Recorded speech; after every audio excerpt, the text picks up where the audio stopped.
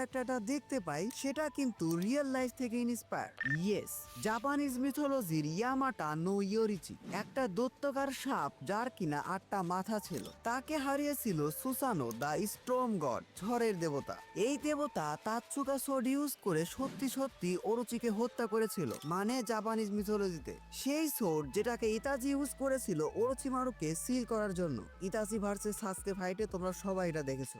Japanese মিথোলজিতে Orochi মানে হলো giant serpent, দৈত্যাকার সাপ। মারু হলো জাপানে বহুল ব্যবহৃত একটা সাফিক্স, মানে প্রত্যয়। বাংলা ব্যাকরণে তোমরা যে প্রকৃতি প্রত্যয় পড়ো না, সেই প্রত্যয়। ভাইরে ভাই, খুবই কঠিন চ্যাপ্টার ছিল। যাই হোক, আমরা আমাদের স্টোরিতে ফিরে আসি। ওরোচিমারু এমন একটা সাইকোপ্যাথ ভিলেন যে কিনা তার ড্রিমের জন্য সবকিছুকে স্যাক্রিফাইস করেছিল।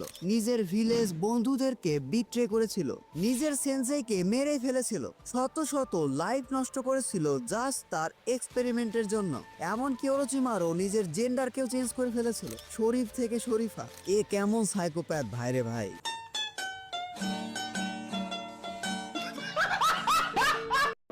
এই ভিডিওতেই তোমরা ওরোচিমারু সম্পর্কে A to Z জানতে পারবে।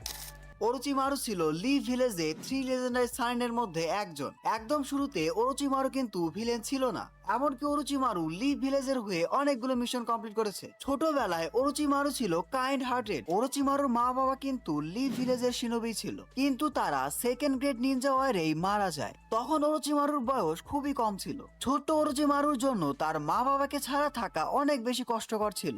এরপর থেকে ওরোচিমারুর মধ্যে পরিবর্তন আসতে শুরু করে। সবাই যেভাবে শিনোবি ওয়ার্ল্ডকে দেখতো, ওরোচিমারু সেভাবে দেখতো না। বিশেষ করে ডেথ, অর্থাৎ এক সময় মরেই যেতে হবে, এই কনসেপ্টটা। পরবর্তীতে ওরোচিমারু টিম 7 এর পার্ট হয়ে যায়। এই টিমকে লিড করছিল থার্ড হোকাগে হিরুজেন সারুতোবি। এটা হয়তো তোমরা অনেকেই জানো না, ওরোচিমারু কিন্তু ছোটবেলা থেকে অনেক ট্যালেন্টেড এবং স্মার্ট শিনোবি ছিল। হিরুজেন সারুতোবি এই জন্য ওরোচিমারুকে অনেক বেশি পছন্দ করত। হিরুজেনের কাছে মনে হয়েছিল ভবিষ্যতে ওরোচিমারু কোনোহার জন্য একটা বড় অ্যাসেট হবে। কোনো এক সময় ছোট্ট ওরোচিমারু তার মা বাবার কবরের পাশে ছিল। এই সময় হঠাৎ করে হিরুজেন চলে আসে। সেখানে ওরোচিমারু একটা জিনিস দেখে, যেটা ছিল একটা হোয়াইট স্নেক, অর্থাৎ সাদা রঙের সাপ। ওরোচিমারু এটাকে হাতে নিয়ে হিরুজেনকে দেখায়। হিরুজেন ওরোচিমারুকে বোঝায় যে হোয়াইট স্নেক হলো রিবার্থ বা ফরচুনের প্রতীক। তারপর থেকেই এগুলোর উপর ওরোচিমারুর ইন্টারেস্ট আরো বেশি বেড়ে যায়। এছাড়াও ওরোচিমারুর উপর হিরুজেনের আলাদা একটা টান ছিল, এমনকি হিরুজেন ওরোচিমারুকে হোকাগেও বানাতে চেয়েছিল।